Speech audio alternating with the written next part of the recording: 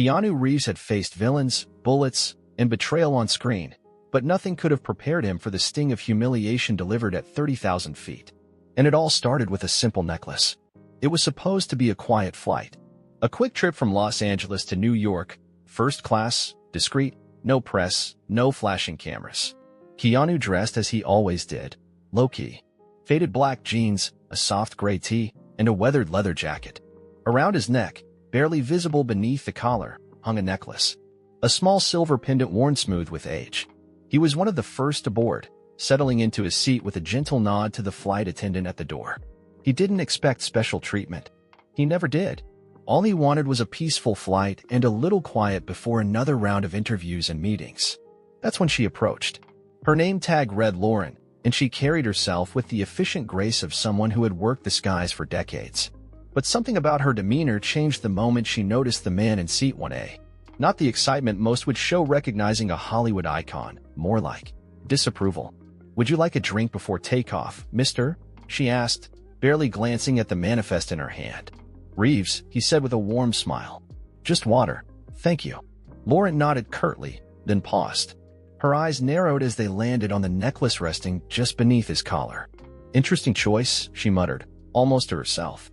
Keanu raised an eyebrow but said nothing. Moments later, as she handed him a glass of water, she added, "You know, we do try to keep a certain aesthetic in first class. That necklace, it doesn't exactly scream elegance." The words hung in the air like turbulence. Keanu looked up, slowly. His eyes, calm and unflinching, met hers. "It belonged to my sister," he said softly. "She gave it to me before she passed." Lauren blinked. The smile on her face faltered, just for a second, but she quickly replaced it with a dismissive chuckle. "Of course. Just saying, presentation matters. Especially up here." The cabin was quiet, but those close enough to hear the exchange turned their heads slightly, unsure of what they had just witnessed. Keanu said nothing more. He simply turned to look out the window, the pendant between his fingers now, held with reverence. What Lauren didn't know was that she had just insulted the most grounded man in Hollywood, and the regret that would follow her for years had only just begun. The hum of the engines filled the awkward silence that followed. Keanu remained by the window, fingers lightly touching the pendant. It wasn't just a necklace, it was a memory, a promise, a grief still quietly burning beneath his calm exterior. Lauren made her way down the aisle, but her thoughts lingered behind in seat 1A. A part of her registered the mistake, but pride kept her spine straight. She'd been flying long enough to see celebrities come and go, most demanding, some entitled.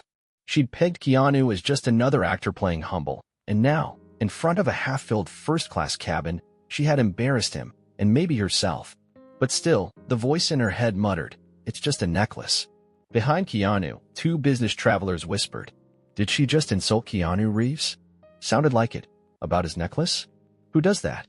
The murmurs weren't loud, but they carried. Keanu heard. He always heard. Years of moving through crowds, of being observed like art in a museum, had sharpened his awareness. But he didn't flinch. He never did. Instead, he pulled the pendant from beneath his collar and looked at it for a long moment. Small, circular, inscribed with a single name, Kim, his sister, who passed away after a long, agonizing battle with leukemia. He had worn it every day since. It had been her wish. "Keep me with you," she had said with a soft smile. "Wherever you go." So he did. "Excuse me." Keanu turned to see a flight attendant, not Lauren, standing beside him now. A younger woman, eyes wide and clearly starstruck. "I just wanted to say, I'm really sorry about what happened earlier. That necklace is beautiful, and we're lucky to have you on board." Keanu's lips curled into a small, grateful smile. "Thank you," he said quietly. Lauren watched from the galley, arms crossed, a twinge of something she couldn't name pressing against her chest. Was it embarrassment? Shame? Guilt? No, she thought. Just an overreaction. He's an actor. They're sensitive. But somewhere deep inside, she knew this wasn't about sensitivity. It was about humanity, and she had failed her own test. Outside, the sun began to dip below the clouds, painting the horizon in hues of fire and gold. Inside, Lauren was about to make another mistake, one that would make her earlier comment look like a whisper in a storm. Dinner service began with the quiet shuffle of carts and clinking of silverware. The scent of truffle risotto drifted through the cabin, mingling with the soft glow of the overhead lights. Passengers settled into the comfort of warm towels, white linens, and menus printed on thick cardstock. Lauren returned to first class, her smile now strained. Something had shifted, and she could feel it. Still, she moved mechanically, refilling champagne flutes, taking orders, pretending she hadn't just been the subject of whispers. When she reached Keanu again, he looked up politely, his expression unreadable. She pretended not to notice the necklace this time. "We have 3 options this evening," she said, her tone brisk. "The filet mignon, the vegetarian risotto, or the seared halibut. What would you prefer?" Keanu smiled gently. "I'll take the risotto, please." She nodded, scribbled something on her pad, then paused again, longer than necessary. "You know," she said, not quite meeting his eyes, "most celebrities like to blend in, but they usually do it with a little more effort. Maybe not where things that stand out so much." A quiet fell over the immediate rows. This time, there was no mistaking it. Lauren had said it loud enough. Purposefully. Like a jab she thought he deserved. Keanu blinked, slowly. He tilted his head just slightly, as if trying to understand the angle of her bitterness. Was it envy? Was she projecting something deeper, something not really about him at all? He set his glass down, his voice calm. "This necklace was my sister's," he said, again, but this time, there was something heavier in his voice. "She fought for 10 years. And every day, I wear it because it reminds me what real strength looks like." Lauren froze. Her mouth opened slightly, as if to say something, but nothing came out. The silence was now undeniable. Even passengers who hadn't been paying attention before were watching. Phones weren't out. No one dared, but the weight in the air was thick and uncomfortable. Keanu didn't raise his voice. He didn't shame her. He just turned back to the window. Lauren stood for another few seconds before wordlessly walking away, cheeks flushed crimson. In the galley, she stared at her reflection in the mirrored panel next to the espresso machine. And for the first time in years, the uniform she wore didn't feel like armor. It felt like a mask, one that had cracked. Meanwhile, in seat 1A, Keanu sat silently, fingers brushing the pendant once again. He wasn't angry. Not really. He'd endured worse. But something about this stung, not because of what was said, but because it reminded him how easily people forget. Kindness costs nothing. And sometimes, it's the smallest things we wear that carry the biggest stories. The hum of the plane was no longer just background noise. It had become a cushion for discomfort, a sound that dulled the sting of what had just unfolded in first class. Lauren avoided the front of the cabin now, leaving her younger colleague, Cassie, to handle row 1. But passengers had noticed. A tension lingered in the air, quiet but unmistakable. The man in 1B, a tech executive with silver hair and noise-canceling headphones, leaned slightly toward Keanu and whispered, "For what it's worth, she was way out of line." Keanu gave a small nod in acknowledgement, but said nothing. His eyes stayed fixed on the clouds outside, though his mind was far from them. He could hear his sister's laugh, soft, defiant, full of life. Kim never tolerated cruelty, and he could almost hear what she'd say now. Don't shrink for people who can't see past their own pain. He could still feel the warmth of her words. That necklace wasn't just sentimental, it was armor, a compass, a part of her he carried with him. Cassie returned with his risotto, her hands trembling slightly. "I'm really sorry, Mr. Reeves," she said under her breath. "I admire you. A lot." And what she said, it wasn't right. He looked at her gently. "You don't need to apologize for someone else's choices." "I know," she whispered, "but I still wanted to." Meanwhile, further down the cabin, Lauren sat in the galley, her fingers wrapped around a lukewarm cup of coffee. She could feel the sting now, not just of embarrassment, but of realization. Something in Keanu's words had lodged in her chest and refused to leave. It wasn't just what he said, it was how he said it. No anger, no venom, just truth. And that truth had unearthed something uncomfortable, her own loss. Years ago, Lauren's mother had worn a charm bracelet with a tiny golden clover.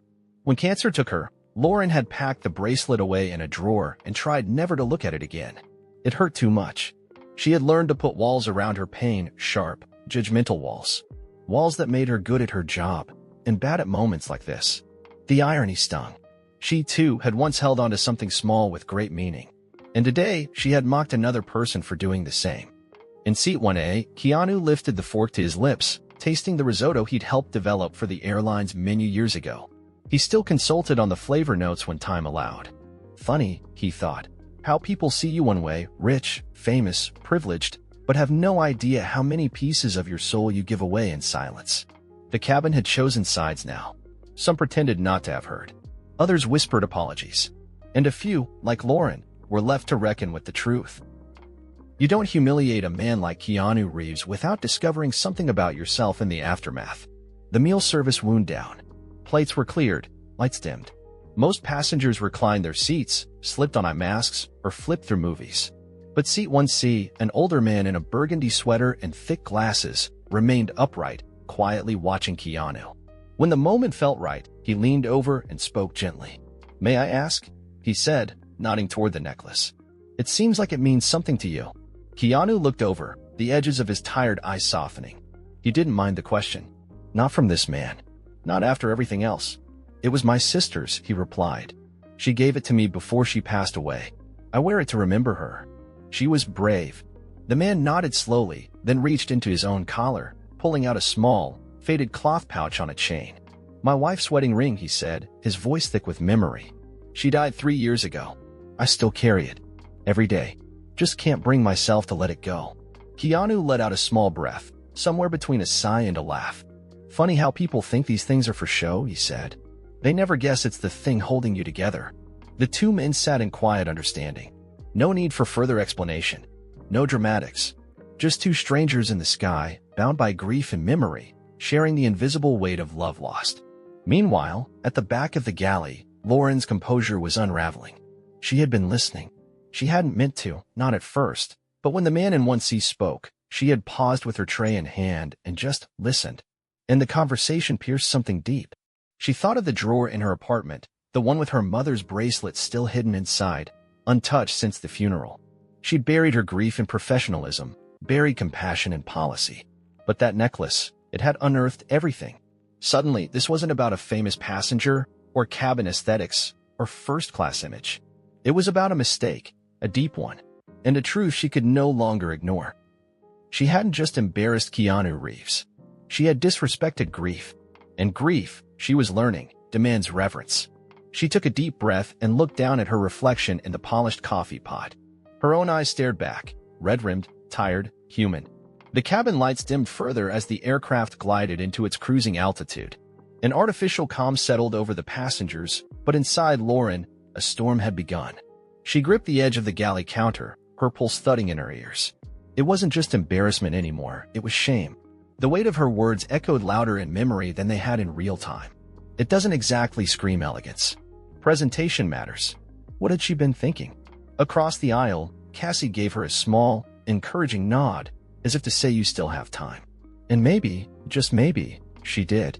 Lauren walked slowly toward the front of the cabin, her footsteps muffled against the soft carpet.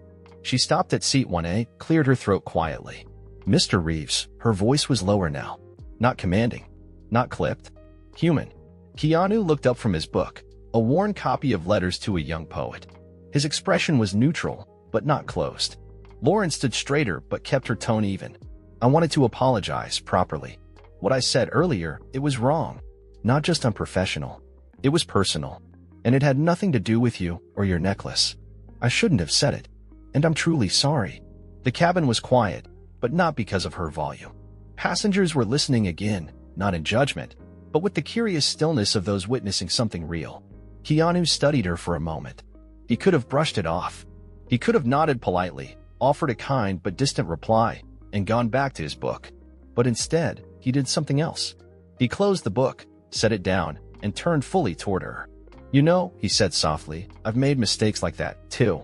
Judged someone too quickly. Said something careless because I didn't realize what they were carrying." Lauren blinked. "You have?" He nodded. "We all do. That's the thing about being human. It's messy. But the part that matters is what you do afterward." She swallowed hard, emotion catching in her throat. "I lost my mom," she said, barely above a whisper. "Years ago. She wore this little gold bracelet. I haven't looked at it since the day she died." Keanu's gaze didn't waver. "Then maybe it's time."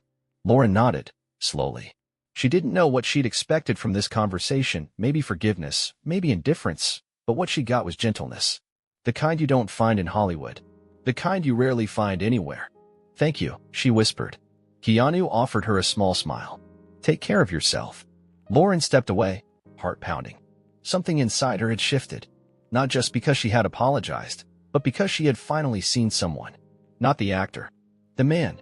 And in doing so, she had finally allowed someone to see her, too. Lauren returned to the galley, her eyes stinging, not from embarrassment now, but from something else. That strange weight of grace. She had expected distance from Keanu, maybe cold politeness, but not what he'd given her. He hadn't just accepted her apology, he'd reflected it back with understanding. A quiet kind of mercy that made her realize how rare that truly was. She stood by the espresso machine, her hands trembling slightly as she prepared a fresh cup of coffee. For him, not as penance, as a thank you. Meanwhile, across the aisle, the man in 1C tapped Keanu lightly on the arm. That, he said, was rare. Keanu tilted his head. The way you handled her, the man continued. You didn't shame her. You didn't put her in her place. You just offered her a way back. Most people wouldn't have done that. Keanu gave a modest shrug. Everyone has a reason for who they are, he said. Pain doesn't always come with warning signs. He looked out the window again. The clouds below looked like endless white fields, soft and unreachable. Peaceful. Like his sister used to describe her dreams when she was sick, big skies and no noise, she'd said once. Like the world had stopped just long enough to let me breathe. Keanu closed his eyes and held the pendant again. Then, without looking, he said, she was the kindest person I ever knew. Even when she was in pain. Especially then. The man beside him didn't say anything more. He didn't need to. A few moments later, Lauren returned with the coffee. She placed it down gently on the tray in front of him, but this time, she didn't say a word. Instead, she reached into her pocket and slid something onto the edge of his tray, a small, laminated card. It was a handwritten quote. Keanu glanced at it. Be kind, for everyone you meet is fighting a battle you know nothing about. Ian McLaren. I carry those sometimes, she said softly. I give them out when I need the reminder. Keanu's eyes met hers. That's a good one. She smiled, and for the first time all flight, it wasn't a customer service smile. It was real. She turned and walked away, not needing anything else from the moment. Behind her, Keanu picked up the card and tucked it into his book. Another keepsake. Another quiet reminder. In first class, miles above the world, something beautiful had just happened. Not loud. Not dramatic. Just the gentle mending of what had started as broken. By the time the plane began its gentle descent into New York airspace, a hush had settled over first class, not awkward or heavy, but reflective. Like everyone had shared a moment they didn't quite know how to define. Cassie, still managing the aisle, noticed something curious. People were smiling more. The woman in 2A, who had barely looked up from her tablet earlier, now sat quietly with her hand resting over her heart. The young couple across the aisle who hadn't spoken for most of the flight now sat shoulder to shoulder, whispering. Even the older man in 3C, who'd been grumbling about the late departure, now seemed uncharacteristically calm, staring out the window like he hadn't really seen the sky in years. And at the center of that quiet shift was Keanu. Not because he had delivered a speech or made a scene, but because of how he didn't. He had responded to humiliation not with pride, but with presence. He hadn't defended himself with fame or ego. He'd let empathy do the talking. And people had felt it. Lauren walked through the cabin slowly, gathering stray glasses and linen napkins. When she passed Keanu again, she didn't say anything more. But he offered her a nod, a small, subtle thing. The kind of gesture that says, we're good. As they began their final approach, the captain made his announcement over the intercom, and the mood lifted slightly. Passengers stirred, stretching, adjusting their seats. But something lingered in the air. A sense that what happened on this flight would leave with them, not on a ticket stub or a baggage claim, but somewhere deeper. At the baggage carousel, passengers from first class exchanged glances, a few small smiles, an unspoken agreement that something unusual had happened up there. And maybe, just maybe, it had changed them. Cassie caught up to Keanu near the exit, her voice gentle. I hope the rest of your day is as kind as you are, Mr. Reeves. Keanu smiled. It already is. And then he was gone, shouldering his worn backpack, silver pendant still resting quietly against his chest, blending into the noise and movement of JFK like any other traveler. But behind him, Lauren stood just inside the gate, looking out at the crowd. She reached into her pocket and pulled out a card just like the one she'd given him. Only this time, she turned it over. On the back, she wrote, Never again judge someone by what they carry, especially if they carry it close to the heart. She folded the card and tucked it into her lanyard. The next morning, headlines exploded. Flight attendant shames Keanu Reeves over necklace. His quiet response leaves cabin speechless. Keanu's grace at 39,000 feet inspires viral movement. What was on that necklace? The story that silenced first class. Someone had written about it. Maybe it was the woman in 2A, maybe the man in 1C. Maybe it was a passenger who hadn't said a word but had felt everything. Either way, the story had leaked, anonymously at first, just a Reddit post titled, "I witnessed something on a flight I'll never forget." Within hours, it went viral. Screenshots, quotes, speculations. People didn't care about airline gossip. What caught fire was the message. He didn't get angry. He didn't lash out. He just explained what the necklace meant, and in doing so, made everyone around him feel the weight of their own assumptions. Keanu hadn't posted about it. Of course not. But people began to. Tweets, articles, videos, stories of others who were keepsakes that carried the weight of love and loss. The world opened its heart, for a moment, to something deeper. Hashtags trended.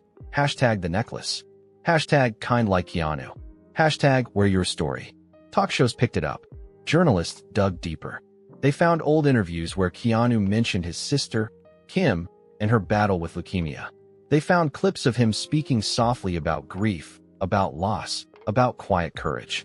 And somewhere amid the noise, Lauren was at home, scrolling through it all in stunned silence. She hadn't told anyone. No one had outed her. But she knew. Every word of every headline pressed against her chest like a confession. She sat on the edge of her bed, clutching her mother's bracelet for the first time in years. She had pulled it out of the drawer that morning, tears still drying on her face. And then, on instinct, she opened her email and wrote something. Not to the airline, not to the media, to him. Subject, thank you, Mr. Reeves. You don't know me beyond the worst moment of my professional life. But I want you to know that your grace that day didn't just spare me embarrassment, it changed me. I've been carrying grief like a locked door. What you said, and how you said it, unlocked something I didn't even realize I'd buried. Thank you for not making me smaller, even when I made you feel that way. I hope someday I get the chance to pass that kindness forward. With humility. Lauren. She didn't expect a reply. And maybe that was okay. Because sometimes, the most powerful things we receive from others aren't answers, but examples. And Keanu Reeves had given her exactly that.